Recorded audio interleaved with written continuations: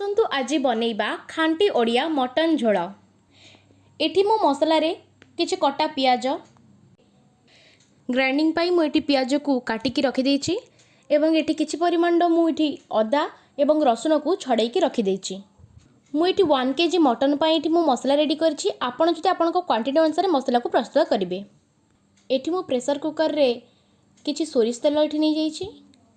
भल भाव में सोरिष तेल को गरम करेंगे जहाँफल कि सोरिष तेलर से स्मेलटी चली जाइला परे आपण से डालचीन को ऐड करेंगे। डालचीन टिके तेल रे भाजी हो सारा पर एठी आमे कटा हो रखि पियाज गुड़ी को एठारे ऐड करनेबा। समस्त पियाज को धीरे धीरे कर मुझे ऐड करनी एवं समस्त पियाज को टिके भल भाव में आमे मिक्स करनेबा। पियाजटी सांकुलिया पई एठारे आमे किछि परिमाणर लूण ऐड करनेबा। तापर एटी मु भल भाव में पियाजटी को घाटी नेउची। पियाजटी ब्राउन कलर हो सारा पर एटी क्वांटिटी अनुसार हळदी पाउडर को ऐड करनेबे। भल भाव में तापर एटी मिक्स करनेबे।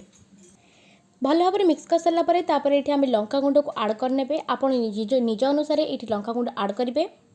तापर एटी अदा रसुण पियाजर पेस्ट को एटी ऐड करनेबे। तापर भल भाव में मिक्स करनेबे। बड़का जो रही अदा रसुण पेस्ट को तापर से पानी टिके पकाई ता भीतर ऐड करनेबे। तापर भल भाव में ताकू टिके मिक्स करनेबे।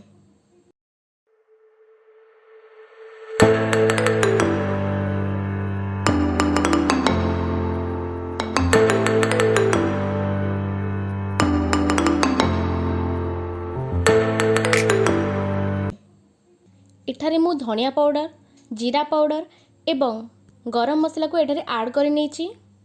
तापर यह मु भल भाव में मिक्स कर दूची।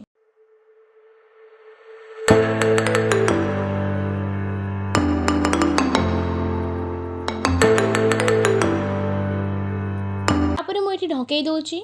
मसलार स्मेल जा पर्यंत तल उपर कर टिके टिके मझिरे मझिरे मारी देउथिबे। तरकारी मसला गंध पूरा मारे कारण तरकारी मसला गंध मारे तरकारी पूरा टेस्ट होता है। मझिरे मझिरे ये भाव में मारी देते तले लगे पूरा भल भाव में तरकारी जमी गंध जीव सेटा को आप देखिए। तापर आम ढाकुंडी ढंकई दे यापर आम मटन टी भल भाव में धोईदबा। मांस धोया पूर्व मु चर्बीटी को अलग गोटे जगह काढ़ी रखिदेली और मांस को भल भाव में धोईदेवी। चर्बीटा को मु मांस पकई सारा पर जाई पकेबी।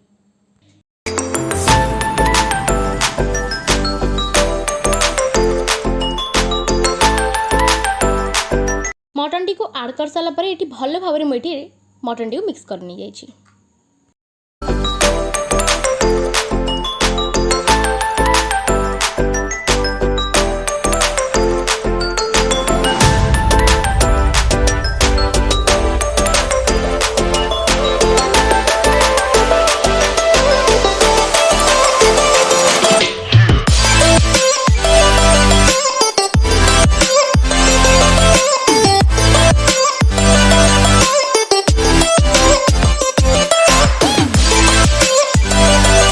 स्वाद अनुसार मुझे लुण को टिके ऐड करने जाऊँगी।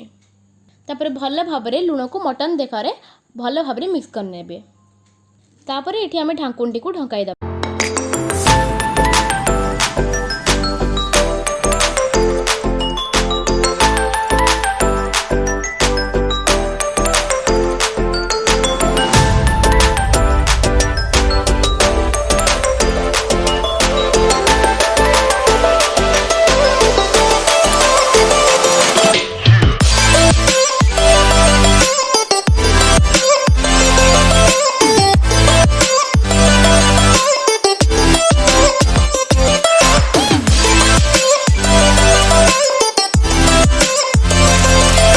पुनर्बार ढाकुणी को मुझे ढंकई देछि। तापर मु 5 मिनट पर या काढ़ी पुणी थे मारी दूची।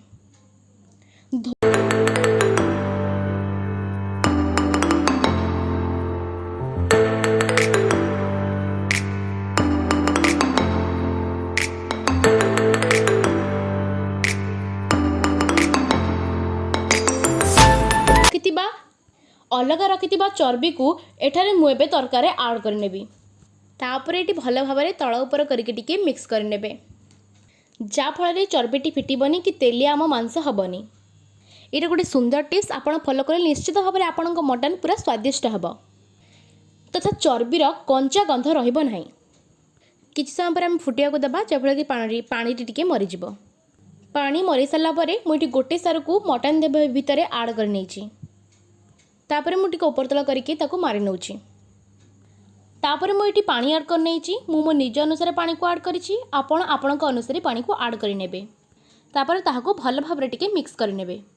हाई फ्लेम रे मुझे 3टी हुइसेल मारी नहीं एवं देखंतु हुइसेल मारिबा परे मोर मांसटी पूरा रेडी हो जाइए आ टक टक करी पूरा फुटुची।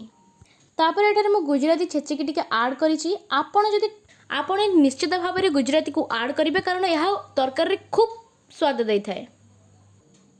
तापर आम ये सर्व करना। एबे पूरा आमर रेडी हो जाइए खांटी ओडिया मटन झोल खाइबापी स्वादिष्ट एवं आपण स्वास्थ्यकर तथा आपण बन थरे खातु आपणकर हाथ तैयारी मटन झोल कहीं भूली पारिबेनी।